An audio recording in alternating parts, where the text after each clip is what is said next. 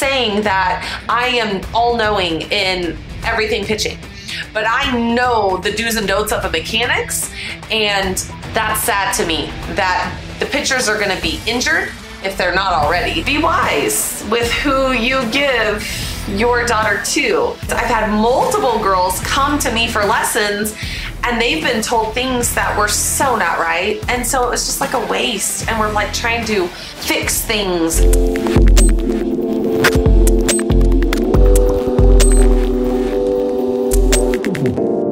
Hi, welcome to the Weekly Dose. My name is Jamie Southern, and we are going to kind of continue where we left off last week. Last week we talked about finding a roadmap to be able to achieve your goals, and is your pitching instructor included in this roadmap? Do they have a roadmap that they use so everybody's on the same page? Parents, pitcher, pitching instructor, right? And as we were talking about that, it kind of gave me the idea that we really need to kind of dig in to what's important and how to find a pitching coach that can be a good fit for your daughter. Now, we know there are thousands of instructors out there. We know that there are different ways to teach pitching. And I know that if I had all my former teammates lined up here, we're going to teach or instruct differently. And so being able to find an instructor that first you trust, second, you're willing to invest your money, your time, and give your daughter over to say, teach her to be great. That's hard. That's like risky, right? It's like if you know nothing about softball and nothing about pitching, and you're just saying like, oh, I hope she's a great one, right? We don't want you to just flip a coin and hope it was good or bad. Like, that's not how you should find an instructor. Now, I know some poor instructors out there. Like, I've seen the pitchers come out from this instruction, and the mechanics are like horrible.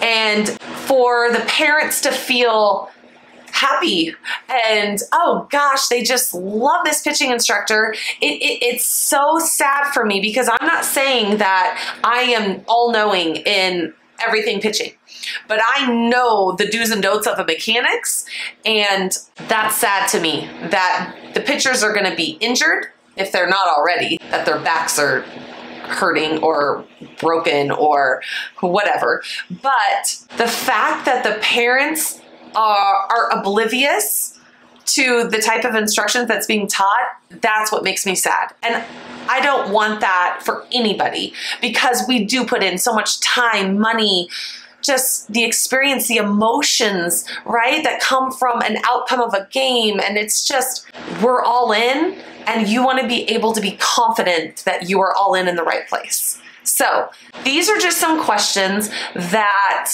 I have come up with myself. I'm also on a Facebook group that is just for instructors. And so I kind of put out this question and kind of got their feedback a little bit of like, what do you think is important that parents ask? I will start this off to tell you that it's okay to not know anything about the game or the position. 100%, right? Your daughter loves it. You're like, oh, let's do this. But I've had a parent ask me in the middle of a lesson, oh, so did you pitch? Like, what? You're just giving me your daughter, and you're giving me your money, and you have no idea of who I am? Not in an arrogant way, right? But like, you don't even know if I'm a pitcher? You don't even know maybe what my success was. And it's not saying that just because I was a successful pitcher means I'm a good coach, right? We know that. Some average pitchers out there are fabulous coaches because they know how to break it down, they know how to explain it, they know how to show it, they know, right? So I'm not saying that, but you better do your homework a little bit to be able to know the background of who you are investing all that to. So I'm going to kind of look down, because I wrote down some of the questions from that page, and one of them were actually two instructors said that this was really important, that you would ask what kind of education, or are they continuing to learn and evolve with the game a little bit, right? Because pitchers that are older, I'm 40, and I was taught, not to the extreme, but I was taught mechanical finishes that were not a natural motion. And luckily, because I had such a good whip with my arm circle, that I naturally did my ending how it should be, because remember, it is natural. And even if you don't teach it and you have natural whip, you're probably going to do it on your own. But there are some instructors out there that teach an unnatural finish, and you want to be able to know, are they continuing, or are they still teaching the same way that they taught in 1980? Like, it's different. It's different, and every pitching instructor will tell you that it is different now, but some will not change how they teach. That's a whole nother topic. We're not going into all those mechanical things, because that's, you know, a little political. It's a little political and people get passionate. And so this is just about what questions to ask. So let's stick with that. Another question is can they explain what they teach, and can they tell you the why? So that will give you a sense of like, okay, they truly are passionate about this, or they know. And when you are trying to find an instructor, hopefully you will call maybe a couple, and so you can kind of hear both of their sides to say, oh, that sounds better. Get on the internet. I know it's good and bad out there, but the more research you do, the more things you might find in common that you're like, oh, this is really what I think I want for my daughter. And so, but can the instructors tell you the why, right? There are, I will tell you, there are, and not to bash them, but there are some parents that teach pitching lessons because they've sat with their daughter in instructions for the last 10 years. So they feel like they know how to teach it. Some might be really good at it, and some are not good at it, but just because you heard the instructor for 10 years teach your daughter, you're probably very knowledgeable, but there's something to be said to be actually have pitched and to know what that feels like, and to know the puzzle pieces of like, okay, she does this. I'm not going to talk about that. That is only happening because she's doing this wrong. Right? So do your homework on that and ask the whys, ask the questions and things like that, okay? Another question was that I think is important is, what are their strengths and weaknesses? And that's a good question, right? It's a little like, oh gosh, do I want to ask? Yes, you do, because you're saying like, can I back out anytime from a lesson? Absolutely. But you're saying like, we're committed to you. Like, we're giving you our daughter.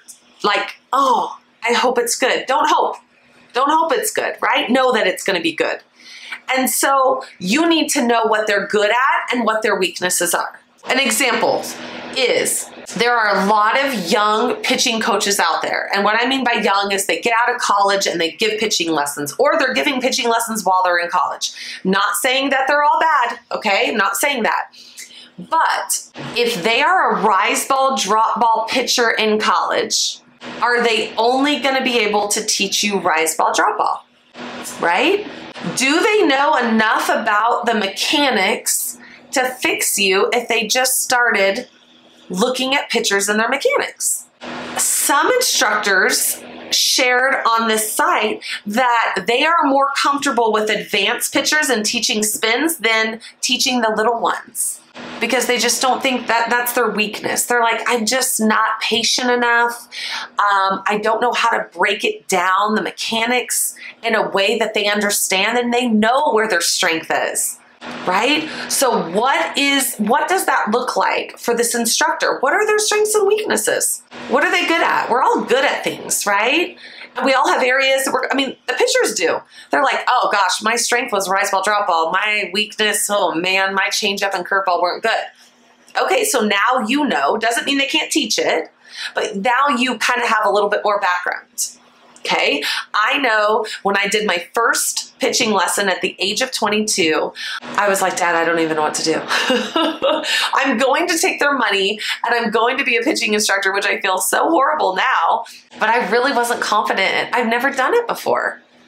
So Be wise with who you give your daughter to, because on the back end, I've had multiple girls come to me for lessons and they've been told things that were so not right. And so it was just like a waste. And we're like trying to fix things and rewire their muscle memory and how they think about pitching and all this. So it is very important, okay? So knowing what the pitching coach's strengths and weaknesses are is very key. Can they break down things in a way for your daughter to understand? Just because they're advanced doesn't mean we still have to be able to teach and break it down. Now, like when I think about that, I think of an example of me learning a curveball, right? And they're like, put your fingers right here on the ball, and then you're going to finish over to this hip. Oh, cool. That's how you throw a curveball? I just have to put my fingers here and I finish over to this hip? No, that's not how we throw a curveball, right? There's so many parts that go into our feet and our body and our glove and our shoulders and everything. So are they able to break it down? Is that a strength of theirs, right? These are questions to even ask. Maybe you're asking a pitcher on your own team, like, hey, who do you go to? Oh gosh, do they know how to do this? Are they good at this? Like finding out all that information together. Okay, another example, I hear this all the time, and when I was in 6th grade and I was pitching, I remember my dad yelling like, stay tall from the stands, you know, because I was probably that pitcher bending over with that long drag to the side, and I'm like, I'm trying, I know I'm supposed to stay tall, I just don't know how. Can pitching coaches break it down where they don't just tell you what you're doing wrong, but they're telling you why you're doing it wrong? Right? Jamie, your back leg is way long. It's straight and it's dragging this way, so you're counterbalancing and you're bending over. Like, get your leg underneath you, right? Bend your knees some more. Things like that. Can they fix you? It's a puzzle. Pitching is a puzzle. And like, you got to be able to like fix it all in a different way. This is a big one for me. How many pitchers do they do a lesson at the same time? You may find a pitching coach is so popular because they're very good, right? And it's hard for them to scale their lessons. And they have all these people emailing, calling, can I get in? Can I get in? Can I get in? And so they're like, oh my gosh, like I'm just going to do 5 girls at one time. Like at least they're hearing the right way. Is that going to be good for your daughter? 5 girls at one time, is that good? Because if we have 5 pitchers pitching and I have 1 hour, I might get to spend like 12 minutes total with your daughter. I may be able to come over to your daughter and say, hey, I need you to do this. And then I leave and I don't even know if you're doing it right. So is it totally a waste? Are you dragging on their success and versus being able to just go in there, knock it out, get the attention that maybe your daughter needs? Some people are very smart. Maybe their parents were ball players that they can say, oh, she said do this, and they can help, they get it. They can help their daughter. Maybe 5's okay because I know what they mean. Now I got to look for it, right? As a parent, I can look and see if she's doing this. Okay, no, remember she said do this, right? I would always give lessons to 1 at a time. And then I had my 3rd child. My husband worked out of town 5 days of the week. And so I thought, I've got to be able to cut down my hours. Like, I just can't do it now with a newborn, a 3-year-old, and a 5-year-old. I can't. And so I went to 2 lessons at one time, and I think that is perfect for me. I can, by the time one's pitching, I'm watching the other one, right? If we have to go up and do something, I might be missing a few minutes, but I can still be watching both and keeping my eye on it. I think it's good for competition to be pitching next to another pitcher because there is that accountability of like, oh, I want to do this. Like, I want to figure this out. Like, oh, she's throwing faster. I want to throw, right? It's good to be competitive.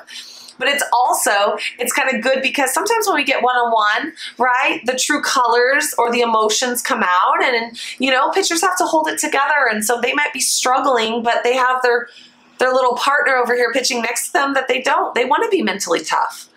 And so I find that that's a good number for me. 3 is too much for me because if I'm over here, I can't watch both of them. And you guys are coming for me to give you information that I hope you take home to be able to practice on your own, right?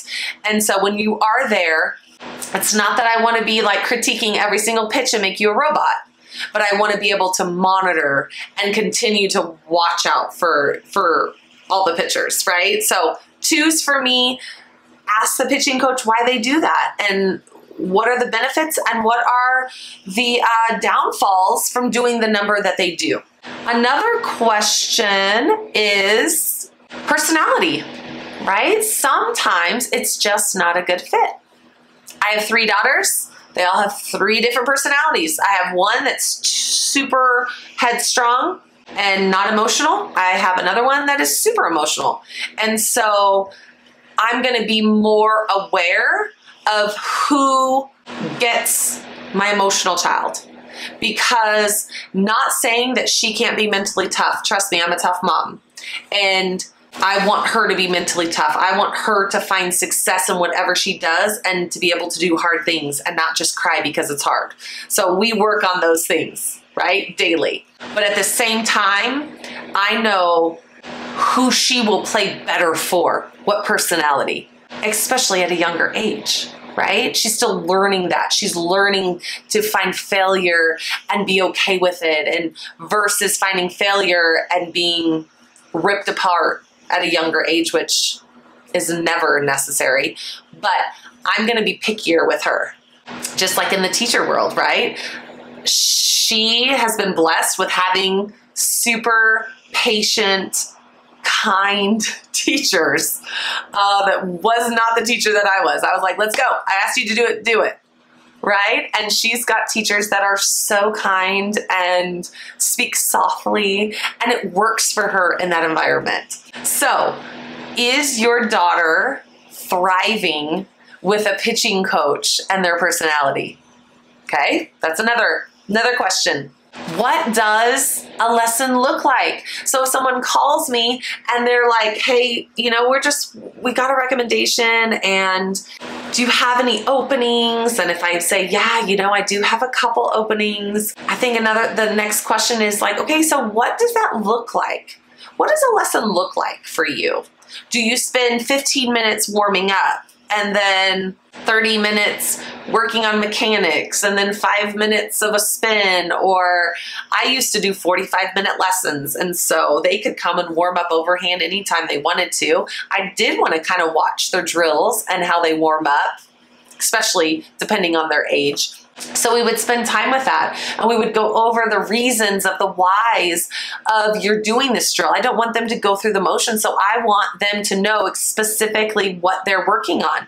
And warm-ups are different for every one of my pitchers because of their weaknesses, right? Or the things that they're working on, or this drill just makes her feel good. Let's do it. Like, everything is not robotic in how I teach. But that's something to ask. Like, what does that look like? Is it catered to the individual? Is it just something that are there drills that everybody has to do? And then how do you break it down? So we would spend, you know, in 45 minutes, we would spend, depending on if they warmed up before, 5-10 minutes of like warm up drills and physically warming up their shoulder too. Then we would go on to mechanical stuff. So it might be like, we've got to work on this back foot, whatever their weakness was that we had to kind of keep hammering to fix and to do the drills to fix a specific part. That's what we would do. We would go into pitches. We would say, okay, you are working. I would always make them start throwing their fastballs. Fastballs are so important because it shows that your mechanics are pretty sound. But then it would be individual, right? Like if one pitcher, we might be really starting to work on a rise ball and we're just in the spin phase. Another pitcher is working on, they're past the spin phase and they're working on really making their rise and we're trying to get that height for it. And then at the end, we'd always kind of finish up with like a challenge or a drill that was like two rise balls in a row. Right? Can you get 2 in a row? Or sometimes we play a game, but it was being able to use what we did all lesson and then challenge them for a game or challenge them with a drill that might be difficult for them. And so I have a couple more questions, and what are the expectations on our end? So if a parent were to ask me, what are the expectations? What are we expected to do? Right? I think that is such a great question. So there's no frustrations down the road. Sometimes I would get frustrated because pitchers would come just to lessons as practice and they're not working on anything on their own. And so that kind of opens it up with maybe they're given homework or the instructor gives them homework to say, I need you to throw 3 days a week, whatever. Everybody's different. So it opens that door to say like, yes, we're coming to the lessons. How do you run this lesson? What does this look like when we go home? Yada, yada, right? So mainly the pitcher knows what's expected of them, to work hard on their own time, to have that self-accountability. And the last question I think that I have is, if we don't want to go to weekly lessons, is that okay? Right? And I've talked before about this and how passionate I am about, as a pitching coach, I don't really want to see you weekly. Everybody goes to weekly lessons because that's just what they think is expected, right? But I would rather have pitchers come and say, what do I need to work on? Tell me my weaknesses. Give me something to continue on my roadmap, right? If I want to achieve this goal, what do I need to do? You got to fix this. These are the drills to fix it. I want them to call me when they fixed it instead of just coming back and we continue to work on it over and over. Do it on your own. And parents, if you can be firm with that, I promise you, you're going to get more out of your daughter, 100% hands down. If you're saying, listen, we do not go back to the lesson until you fix it, they're either going to fix it or they're going to be like, this is too hard. And you don't want an average pitcher, right? Like they're going to be average if they don't work hard at things. So you're going to find some grit in your daughters and some accountability to say like, whoa, my parents mean business. Like lessons just aren't something given to me. It's something that I earn by working on the things that I need to work on, right? My daughter's going to singing lessons. We're not going to continue to go to singing lessons if you're not practicing doing what your teacher asked you to do. So you can call your teacher up and you can tell her, I can't make my lesson this week because I haven't been practicing. And we've made her have to do that. And she, freaked out, starts like, oh my gosh, no, I don't want to call. I don't want to call. Like, oh, I'm so embarrassed. It's like, but that's the truth.